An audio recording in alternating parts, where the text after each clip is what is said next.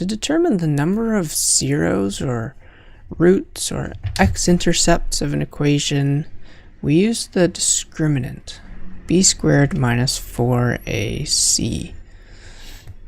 The discriminant actually comes from the quadratic equation or formula. Remember, x equals negative b plus or minus the square root of the discriminant, b squared minus 4ac. That's where it comes from. So we use this to determine the number of roots.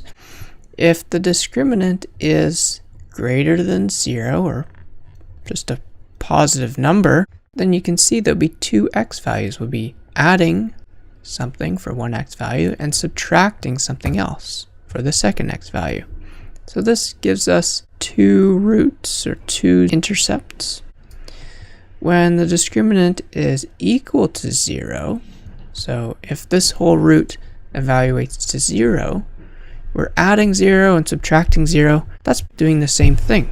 So we only have one x-intercept or one solution. And finally, when the discriminant is less than 0 or negative, remember we can't have a negative under the root, so that would be indeterminate.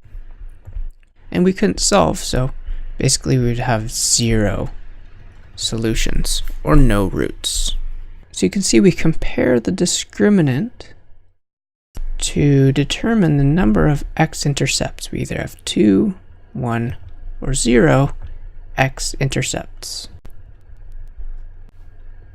So let's do that. Let's find the value for k where we would have one x-intercept. We'll set the discriminant equal to 0 and solve for k. In the quadratic, we can see a equals 4, b equals negative 2, and c equals k. So we plug these values in. We have negative 2 all squared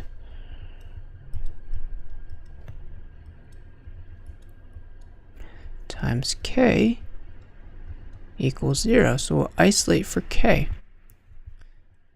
4 minus 16k equals 0.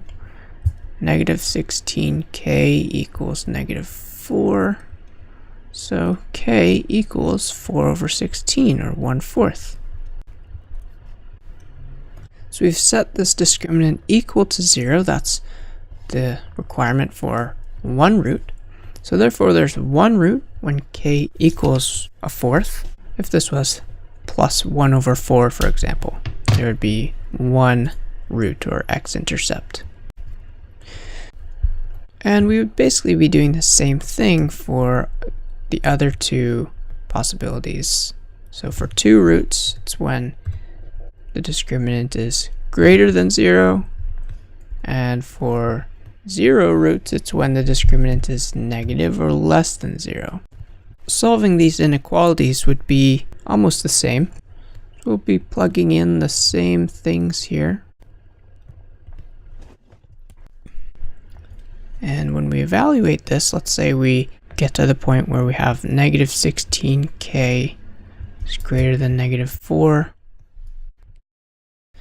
and negative 16k is less than negative 4.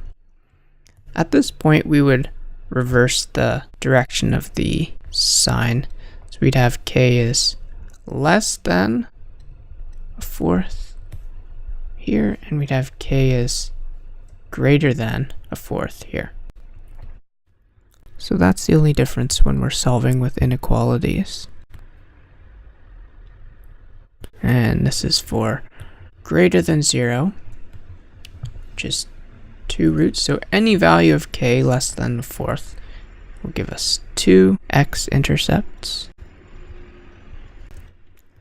And any value of the discriminant less than 0 or negative is when we have 0 x-intercepts.